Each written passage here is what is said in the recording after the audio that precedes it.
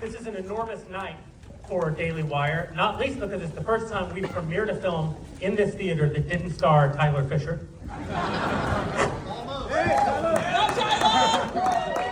He was in the movie and we cut him out. That's a true story.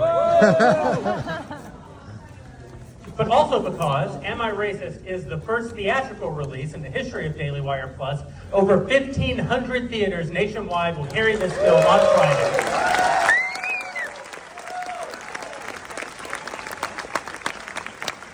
We're very grateful to our partners at SDG who are here with us tonight who made that happen.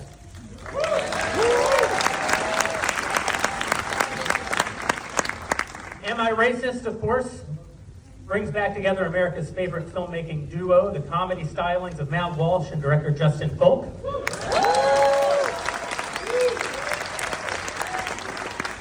Who only 2 years ago asked a question so elusive, not a single person on the American left could answer it. So tonight they're here with another question. This one's a little different because the left knows the answer to this question. They know it inherently, intrinsically, in their bones. Is the conservative Christian white man who made this movie a racist? Of course he is. Matt Walsh, for example, doesn't believe that people should get special privilege in this country simply because of who their great-great-grandfather happened to be. He doesn't believe that people should be treated differently on the basis of the pigmentation of their skin. So, according to the left, wild racist. Absolutely. It's not even a real question. And it's actually not the real question that Matt and Justin are asking in this film. The real question they're asking isn't, am I a racist? The real question is, how do you know? How are you so sure? Who told you that I'm a racist? How much did they get paid for the trouble? Am I Racist is a critically important film. We're on the verge of a presidential election in this country in which the first DEI candidate for president is the Democrat nominee. And Matt and Justin have made a film that reveals just how insidious this race grift has been, how many lives it's destroyed over the last half century in this country for nothing more than the money and power of the people who have promulgated the lie.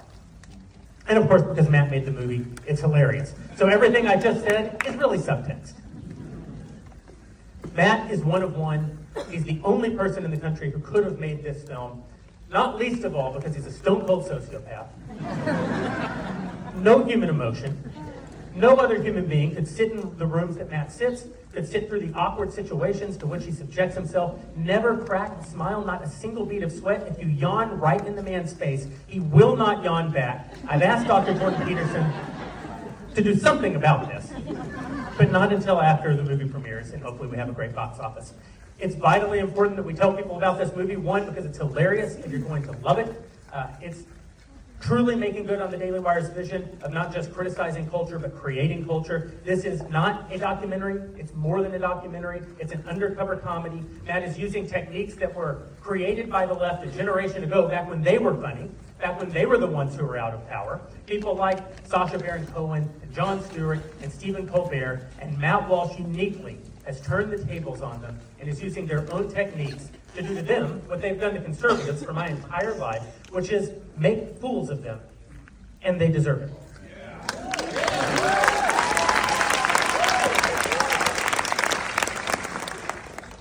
So now I want to bring the man himself out here, but before I do, I want to say please sit through the credits. For one thing, there are many people in this room who poured their lives into this film for the last 18 months. If I start listing their names, I'll miss some, but certainly Sean Hampton and Brian Hoffman, and then the list just falls apart for me, honestly. But so many people in this room were a part of making this movie.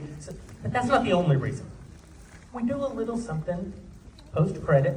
I don't want to say that we find the word hammer or anything, but Matt Walsh does say, you just sort of have to see it for yourselves. For right now, please welcome the man himself, Matt Walsh.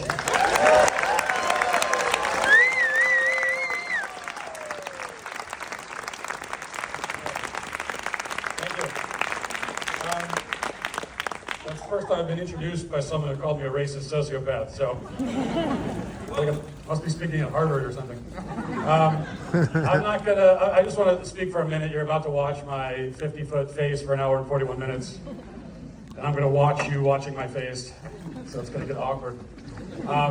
You know, when we were blessed with all the success of What Is a Woman, And we knew right away that we had to make another film because making films is a lot of fun, number one, and also it impacts, at least for me in my first film, discovering the ways that films can impact the culture. In a way that, doing a podcast where you're just yelling at the camera, there's a value in that, but it doesn't have quite the same impact always. So we thought about what kind of film we wanted to make, and we got the team back together, led by our just incredible, tremendous director, Justin Folk.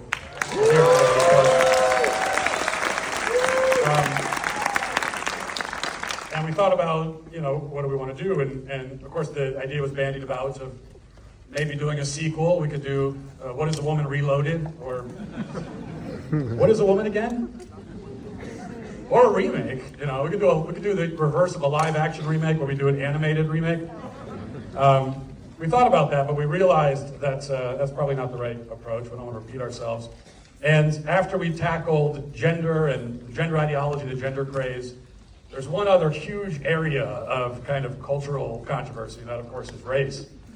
And the only thing I'm not going to describe the whole movie you're about to watch, but there's just one thing to watch for. There's a kind of switch that we make early in this film that sort of separates it from the What is a Woman approach. And What is a Woman, I was kind of a skeptical blank slate the whole way through until the end. Not convinced by any of these non-answers I was given. In this one we thought, well, wouldn't it be interesting and a lot more revealing if rather than being skeptical, I'll just believe whatever I'm told. And so we started the journey the same way by asking questions. We sit down with a woman you'll see, Kate Slater, the first person we talked to in the film, asking questions.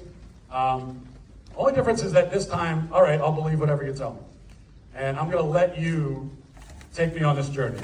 You tell me where to go next. I will follow you down this rabbit hole. And so she lays out pretty explicitly the roadmap for us, which we then follow very explicitly through the rest of the film. And our hope is that, by showing you what happens when you take these ideas seriously, you'll never be tempted to take them seriously yourself. So, hope you enjoy the film. If you don't enjoy it, just lie to me and tell me that you did. And without further ado, here is Am I Racist?